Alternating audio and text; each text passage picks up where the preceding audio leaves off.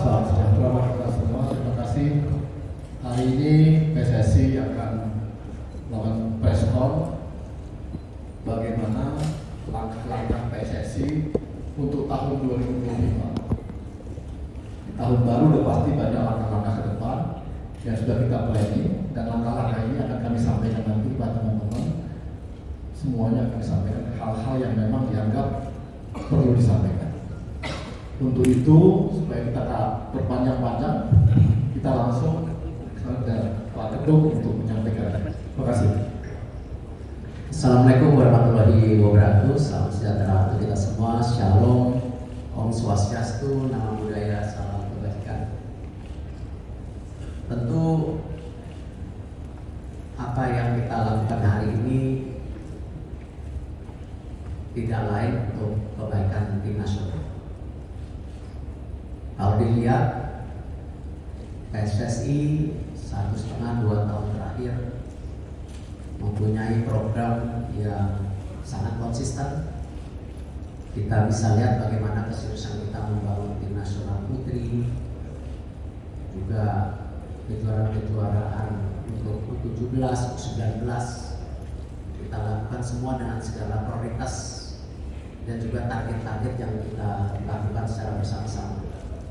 Dan kita lakukan secara transparan tanpa ada agenda tertutup. Tentu kita mengucapkan terima kasih kepada kinerja Coach Sintayong selama ini, dan hubungan saya sangat baik, dan kita lakukan yang terbaik untuk program-program yang dikehendaki. Tetapi tentu dinamika daripada tim nasional ini perlu juga menjadi perhatian khusus oleh kami dalam evaluasi. Kita melihat perlunya ada pimpinan yang bisa lebih menerapkan strategi yang tentu disepakati oleh para pemain, ya, komunikasi yang lebih baik, dan tentu implementasi program yang lebih baik juga secara menyeluruh untuk tim nasional. Dan Pak Marji sudah ketemu Coach Sintayong tadi pagi, dan Coach Sintayong sudah menerima ya surat menyuratnya. Nanti tentu ada proses yang berikutnya mengenai hubungan kita yang sudah berakhir, dan saya mengucapkan sekali lagi terima kasih. Dan kami sudah mendapatkan calonnya. Nanti juga kita undang semua media untuk press conference berikutnya di tanggal 12 nanti, kurang lebih jam 4 sore. Jadi kalau ada dari pihak media atau teman-teman yang ingin tanya jawab, nanti langsung saja dengan pelatih penggantinya. Ya, tanggal 11 malam sudah mendarat, tanggal 12 nanti kita beri kesempatan untuk media bisa melakukan tanya jawab. Dan tentu beberapa agenda yang kita akan lakukan untuk hari Minggu dan Senin, ya, pertemuan dengan Exco, pertemuan dengan Menpora, kunjungan mengenai fasilitas yang kita miliki selama ini mempergunakan, dan lain-lain. Dan tentu komposisi pelatih juga saya rasa ini bukan leadership tersendiri, tetapi komposisi yang kita lakukan juga untuk sebuah teamwork secara menyeluruh, karena pelatih sendiri akan didampingi dengan beberapa asisten yang kualifikasinya tinggi, sehingga ini menjadi sebuah improvement, ya, supaya kembali perjuangan kita untuk menuju Piala Dunia kita coba sekritikal mungkin, segala kekurangannya kita bisa atasi, karena target utamanya ini Piala Dunia. Dan keputusan ini bukan ya karena tentu tim nasional ini milik siapa-siapa, tapi milik Indonesia. Tidak ada ya persepsi tim nasional ini milik Erick Thohir, milik PSSI atau milik coach, ya tidak. Tapi bagaimana kita memastikan semua dinamikanya ini kita ukur sebaik-baiknya sehingga hasilnya juga bisa lebih konsisten. Mungkin itu yang saya bisa sampaikan. Terima kasih. Wassalamualaikum warahmatullahi wabarakatuh. Baik, Langsung saya berikan kesempatan bertanya jawab. Ya, satu. Ya. Selamat siang Pak Erik, saya Majid dari Tribun News.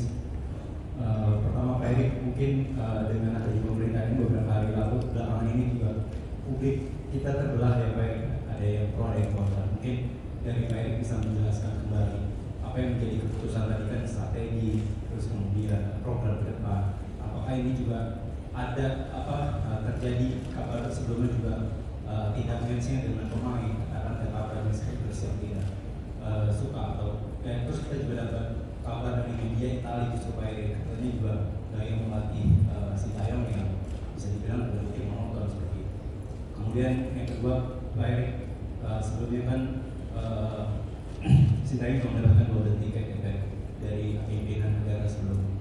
Apakah golden ticket itu akan tetap berlangsung atau seperti apa? Banyak terima kasih. Ya, tentu mengenai golden visa saya nggak bisa menanggapi, itu kan memang bagian dari bukan tupoksi kami. Sama juga saya tidak bisa menanggapi tulisan media yang ada di luar negeri seperti Gulf, Tuto, Euro Reporter dan lain-lain. Ya, tentu mereka punya penilaian sendiri dan saya rasa mereka punya pandangan sendiri. Saya juga nggak mau komen dengan hal seperti itu.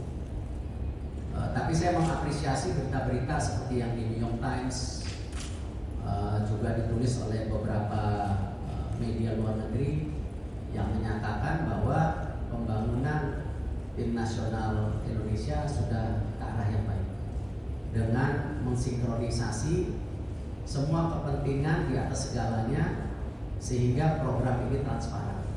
Karena itu banyak sekali pemain-pemain berkualitas yang bergabung. Itu yang saya apresiasi. Kalau saya lihat memang dinamika ini cukup kompleks. Kalau saja waktu itu kita mengambil keputusan yang tergesa-gesa mungkin kurang baik juga. Tetapi kita sudah dirasakan sejak pertandingan, bahkan sebelum pertandingan Indonesia melawan China. Ya, cuman waktunya terlalu mepet. Dan ya yang terbaik ya hari ini, karena kita masih punya waktu hampir 2,5 bulan untuk persiapan. Karena saya juga tidak mau ya mengambil sebuah keputusan yang membuat tentu keadaannya tidak baik. Nah, cuman dengan segala evaluasi perhitungan, waktu 2,5 bulan ini cukup. Ya, tidak tergesa-gesa hanya pada saat waktu dinamika yang terjadi Indonesia lawan China. Ya. Terima kasih, saya Fitrianto dari Republika. Pak Erik, apakah keputusan ini berkaitan dengan keselarasan dengan pemain-pemain naturalisasi yang mungkin kurang begitu baik dengan STY sehingga harus diganti di menjelang 2 bulan laga selanjutnya? Terima kasih. Selarasan apa yang ingin diharapkan dari pelatih baru ini? Dalam membentuk tim nasional Indonesia kita nggak bisa melihat pemain naturalisasi ataupun pemain Indonesia. Menurut saya sama saja. Tapi kalau kita lihat sekarang dengan banyaknya di tim nasional yang bermain di luar negeri, tentu dinamika daripada masing-masing individu itu menjadi perhatian. Dan kalau kita lihat nanti salah satunya di tanggal 12 malam rencana ada pertemuan pemain-pemain tim nasional kita yang berkarir di Liga Indonesia untuk bertemu pelatih baru. Ya, kita akan beda-beda gitu. Tetapi perlu dinamika yang terjadi di komunikasi ini harus lebih merata. Ya, jadi tidak ada pemain juga yang terjebak pemain ini baik, pemain ini kurang. Menurut saya itu bukan judgement yang baik. Ya, tetapi kita harus melihat tim ini sebagai sebuah komposisi yang satu. Sama di sepak bola itu yang paling berat ya memang intangible atau sesuatu yang tidak terukur. Salah satunya ya teamwork itu. kekompakan antara pemain, pelatih, ya, PSSI dengan tim, PSSI dengan pelatih itu paling dinamika yang tentu menjadi tolak ukur yang tidak mudah diprediksi. Tetapi yang tadi saya sampaikan, kalau kita coba sebaik-baiknya, paling tidak titik-titik ini kita bisa kurangi.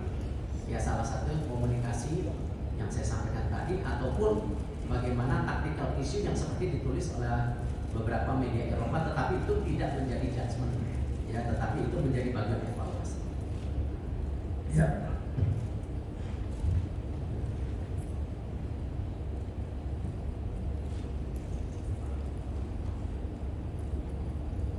Oke, mau dibantu. Selamat siang Pak, saya Sony dari Kumparan. Pak, ingin bertanya terkait detail kontraknya Pak, apakah ini putus kontrak sepihak atau bagaimana? Kemudian adakah kompensasi yang harus diberikan PSSI terhadap Sintayong, karena kita tahu sebelumnya sudah ada kesepakatan sampai 2027 ya Pak. Terima kasih.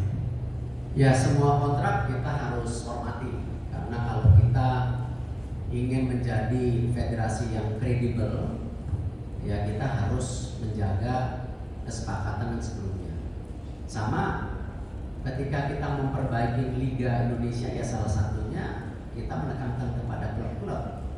Ya kita nggak mau lagi ada isu mengenai pemain yang tidak dibayar, pelatih yang tidak dibayar, karena itu salah satu yang kita dorong klub,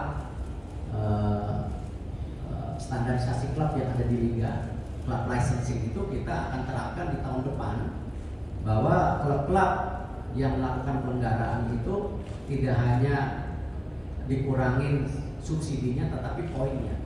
Nah, kalau kita melakukan itu di liga, tetapi PSSI sendiri tidak respect dengan apa yang dikomit, ya saya rasa bukan menjadi contoh yang baik. Kita harus menghormati segala perkataan dan kontrak-kontrak tersebut.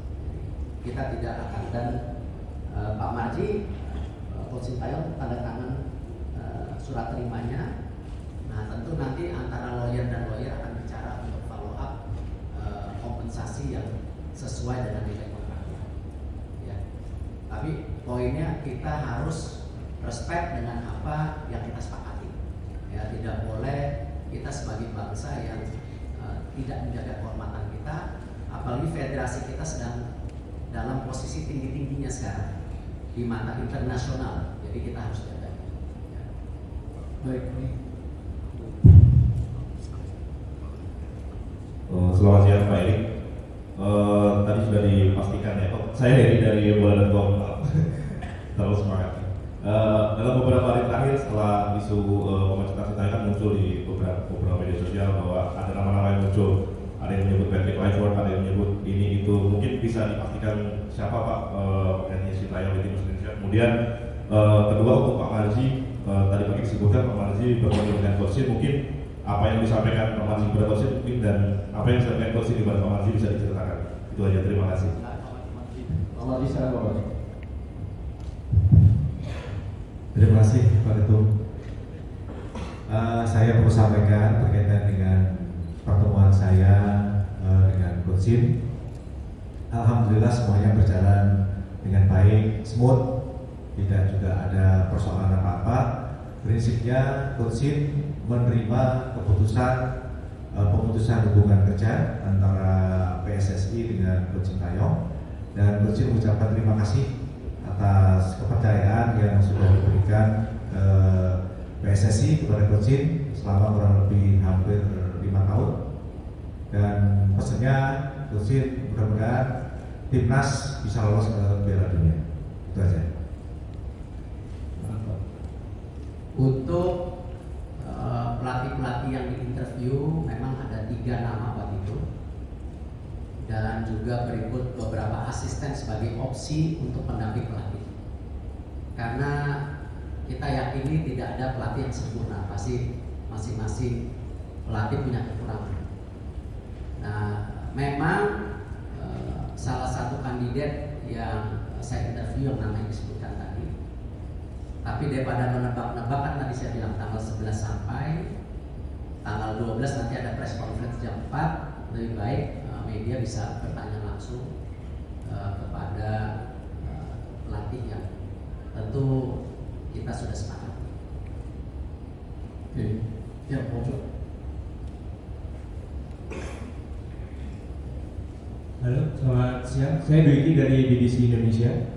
Saya mau bertanya, kan pergantian pelatih ini kan ada di tengah-tengah pada saat kualifikasi Piala Dunia yang sedang sebenarnya dalam posisi yang positif gitu ya. Sempat ada pemikiran nggak dari Pak Ketum dan juga tim PSSI keseluruhan bahwa jika mengganti pelatih di tengah jalan seperti ini akan menjadi blunder besar bagi PSSI? Seperti itu. Terima kasih. Saya rasa hal yang biasa. Memang untuk posisi kualifikasi Piala Dunia ini juga banyak negara-negara mengganti pelatihnya. Tinggal dihitung resikonya. Makanya tadi saya ceritakan kejadian di China itu sebelum pertandingan bahkan sudah terjadi dinamika yang cukup tinggi. Ya Pak, masih benar ya. Tapi kita berhitung-hitung, kalau itu dilakukan saat itu tentu jarak ke pertandingan berikutnya terlalu singkat. Dan hari ini yang terbaik karena kita masih punya waktu 2,5 bulan. Dan tentu resiko-resiko tetap ada, tetapi lebih baik kita mengambil resiko daripada menyesal di kemudian hari. Nah, dan kita juga mencari tentu figur-figur yang tadi kita yakini bisa memberikan extra effort dari dinamika komunikasi, leadership, ataupun taktikal bermain yang bisa kita harapkan. Pak, sedikit lagi Mas dari Pak. Berarti apakah dengan kata lain bisa dibilang kegagalan di AFF menjadi faktor terbesarkah atau tidak sebenarnya? Gini, semua pertandingan yang kita ikutin ya pasti ada evaluasi. Tadi saya bilang kan kita melihat dari pertandingan Indonesia China. Memang dipikir terlalu ambisius, tapi tidak, karena kita menghitung strategi-strategi atau target-target angka-angka kemenangan itu kan kita sudah hitung. Ya, gimana kalau kita waktu itu kalah dengan Saudi? Ada press conference hari ini kan? Ya, nggak usah diomongin, udah pasti gagal Piala Dunia karena poinnya sudah tidak ada. Justru di 4 pertandingan berikutnya ini ya kita berharap kita menimba poin. Jadi sekecil apapun yang menjadi tentu ini kita harus perbaiki. Itu yang kita harapkan. Ya.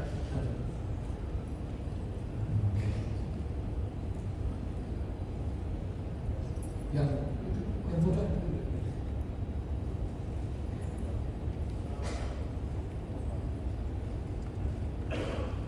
Selamat siang Pak Erik, Mas Majid, Pak Yusuf, saya Taufik dari FIFA Gold.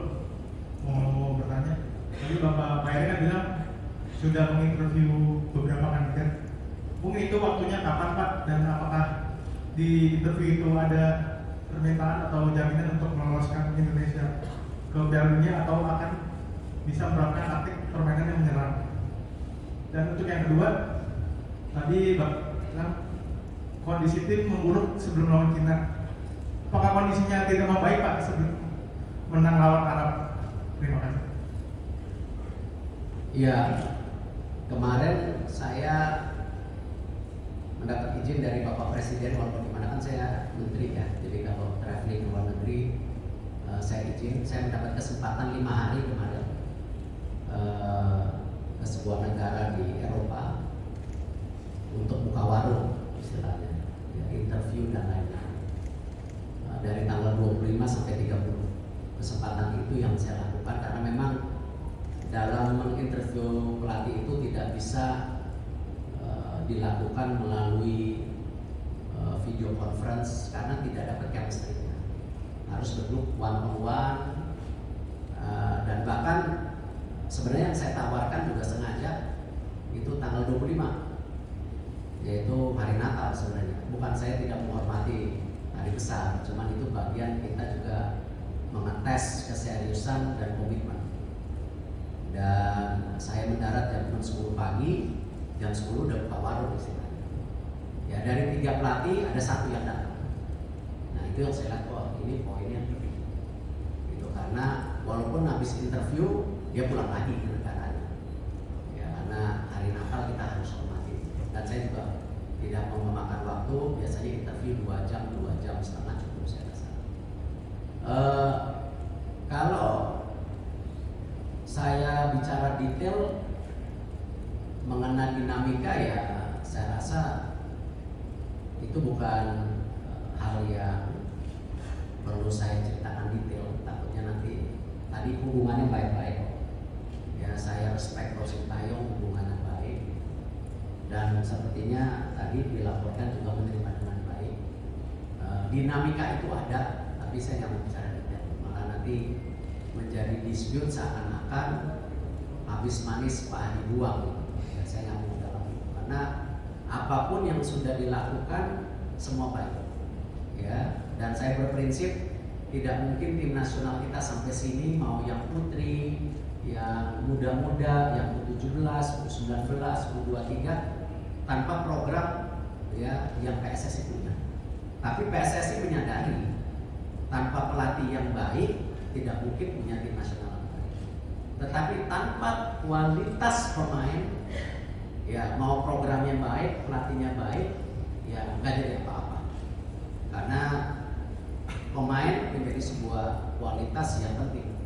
Ya Manchester City tanpa Rodri kalah dulu. Ya cuma 1 Rodri. Nah artinya apa? Ya memang ketiga balancing antara program, pelatih dan kualitas pemain ini ya harus punya keseimbangan. Tidak bisa satu dan lainnya yang lebih menonjol gitu.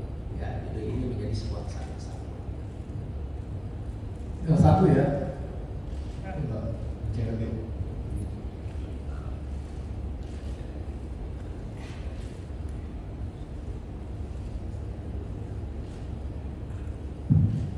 Assalamualaikum warahmatullahi wabarakatuh. Saya Pak Nia dari RRI. Pertanyaannya, untuk pelatih yang baru nanti atau pelatih pengganti ini, apakah terpilihnya sebagai pelatih untuk timnas Indonesia sudah memenuhi standar dari filosofi sepak bola yang diinginkan oleh PSSI saat ini begitu? Karena kita tahu jargonnya selama ini adalah ingin membawa Garuda mendunia gitu Pak. Kemudian kita tahu juga bahwa selama ini Coach Sintayong tidak hanya memegang timnas senior, tapi beliau juga memegang timnas under 23 yang kita tahu akan beberapa waktu ke depan juga mungkin ada agenda yang tertentu. Apakah nanti akan ada pelatih interim atau mungkin yang pelatih baru ini juga akan memegang tanggung jawab yang sama gitu? Terima kasih Pak.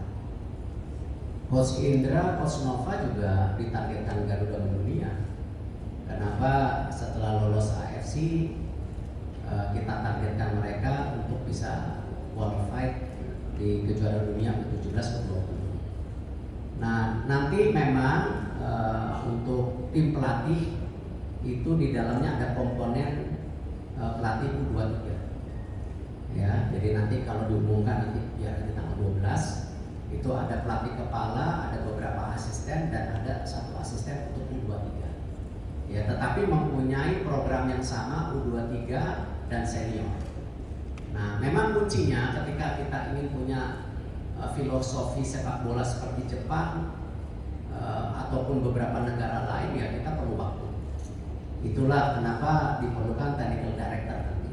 Cuman yang memang tidak mudah juga mencari technical director karena memang ya ini perlu pendalaman daripada detail daripada persepak bola Indonesia. Cuman yang menarik, yang salah satunya saya titipkan bahwa selain target ya saya juga titipkan bahwa filosofi sepak bola ini mulai mesti dibangun dari senior dan U23 dan itu disanggupi tentu dengan waktu-waktu juga perlu support dari banyak pihak. Para pelatih yang saya interview sudah mengerti targetnya dan beberapa juga yang punya nama di dunia sepak bola tidak mungkin bergabung ke sebuah negara hanya sekedar mencari kerjaan, ya, tetapi mereka pasti mempunyai target personal, ya, di mana tentu ingin menjadi bagian sejarah legacy yang kita miliki, yaitu lolos ke Piala Dunia. terakhir di SB. Selamat siang Pak. Satu pertanyaan Pak, ada isu mengenai tekanan dari mafia bola untuk menggantikan coach Sintayong sebagai pelatih Pak. Ada juga yang bilang Pak Erik ditekan juga dari Exco untuk mengganti pelatih Pak. Apakah ini benar Pak? Terima kasih Pak. Saya rasa semua tidak benar karena kalian tahu saya ini pemimpin yang tidak bisa ditekan-tekan.